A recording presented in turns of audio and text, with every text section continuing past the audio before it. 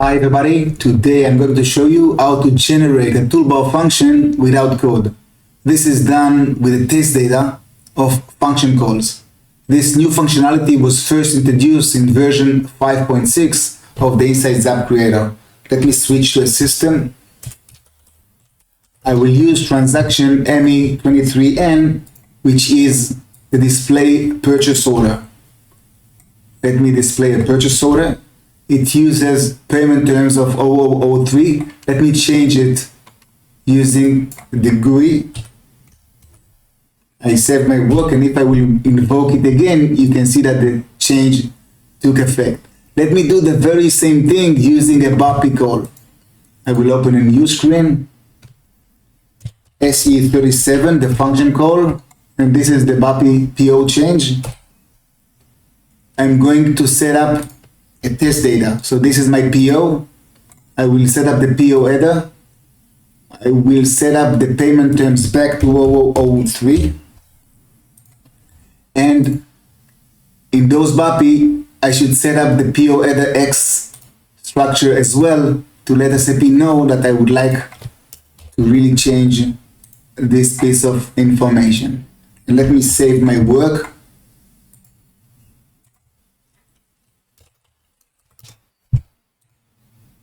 Okay, to test my work, I cannot invoke this one directly. I should call it in sequence with the BAPI commit. So to do so, I will use test sequences. The first one should be the BAPI PO change and following the BAPI transaction commit. Let me do that. Let me take my test data, payment terms update. Okay, I will invoke it just to make sure that the change took effect. I will check the return, and it says that the PO was changed successfully. Now the other PO BAPI is being called. I will invoke it, and that's it. The change took place. Let me go back to my PO, and as you can see, the payment terms were changed. So now, using my test data from the function call, I'm going to create the new toolbar function. Let me open a new screen. I will open the creator, go to customizing, toolbar function, demo. To narrow the list, I will use the demo, something like that. New demo pattern update. I will pick an icon text, quick info, and refresh, and I will save my work. Okay, let me go back, and now I will create the implementation. Local, and I will activate my work. Okay, so this is how things were done in the past. Now I should define fields and stuff like that. But with the new functionality, you can press this button, generate from function call. Okay, now I will pick my PO change, and I will pick the test data I've just saved, right? And now I'm calling it. And now it shows me all the changes in this test data. And now I have to tell the system which parameters should be set as parameters and what information should be set as a constant. So naturally this should be set up as a parameter, and this information should be get constantly X. Now I will generate the code. As you can see, it's inactive. I'm activating it. And let me save my work. Let me go out.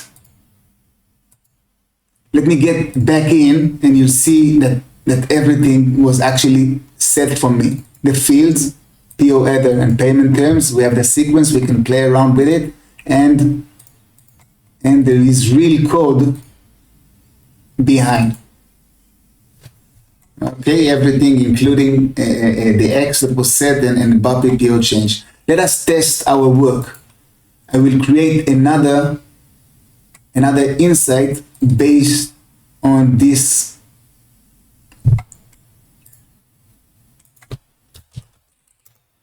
Okay, now I'm calling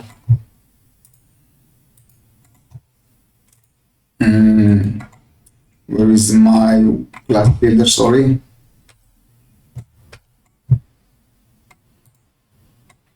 This is my toolbar function, and I will use it.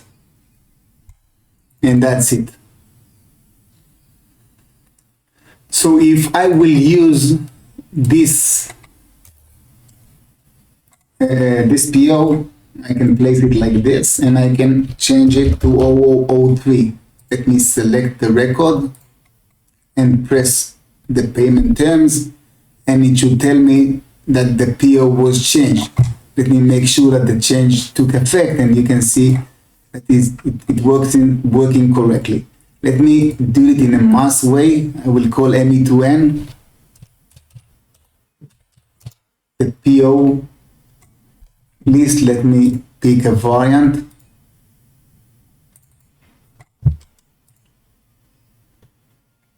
I will select several POs. We'll place them here. I will now change the payment terms to, let's say, 002. I will pick all these records. I will press the payment terms. The BAPI is being called in sequence, and now everything should work correctly. So thank you very much for being with me. Have a great day. Bye-bye.